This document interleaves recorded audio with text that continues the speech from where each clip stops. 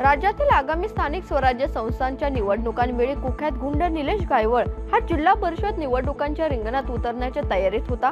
त्यामुळे विरोधकांनी ठरवून त्याला अडवण्याचा कट रचला, असा खळबळजनक गौप्यस्फोट निलेश गायवळची आई कुसुम गायवळ यांनी केलाय।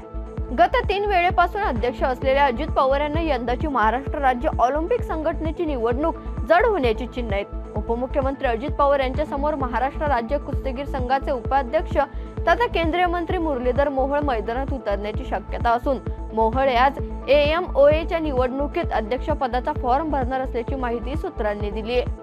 काल कर्नाटक सरकारने पिरियड लीव्ह पॉलिसी 2025 ला मंजुरी दिली आहे। याच धोरणामुळे सरकारी कार्यालय, खासगी कंपन्या आणि औद्योगिक क्षेत्रात काम करणाऱ्या महिलांना दरमहा एक पगारी मासिक पाळीची रजा किंवा वर्षातून 12 सुट्ट्या मिळणार आहेत।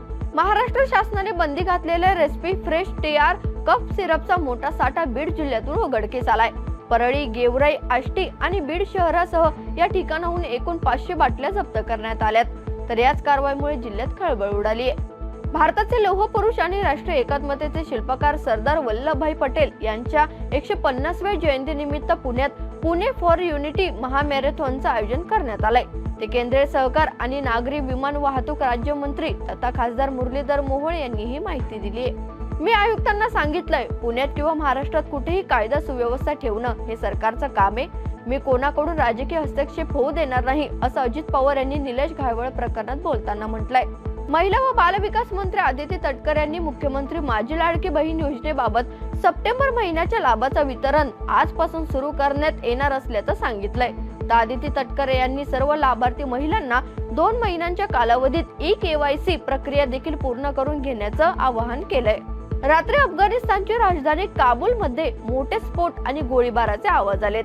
तर स्थानिकांनी माध्यमांना सांगितले की शहरातील अब्दुल हक चौकात अनेक स्फोटांचे आवाज आले होते आणि आकाशात लढाऊ विमानं दिसली आहेत। तर सोशल मीडियावर फिरणाऱ्या व्हिडिओमध्ये धुरांचे लोट आणि विमानांचा आवाजही दिसत होता। पहिल्यांदाच पाकिस्तानमधील दहशतवादी संघटना जैश-ए-मोहम्मदने महिला दहशतवाद्यांचे एक वेगळंच युनिट स्थापन केलंय। त्याला जमात-ए-मोमिनत असं नावही देण्यात आलंय। महिला एकदिवसीय विश्वचषक 2025 मध्ये भारतीय संघाचा पहिला पराभव झालाय। तर दक्षिण आफ्रिकेने त्यांचा 3 विकेट्सने पराभव करून गुरुवारी दक्षिण आफ्रिकेने 252 धावांचं लक्ष्य केलंय। 48.5 षटकात 7 विकेट्स गमावून पूर्ण केलंय। तर नदीन डी क्लार्क 84 धावा करून नाबाद राहिली आहे।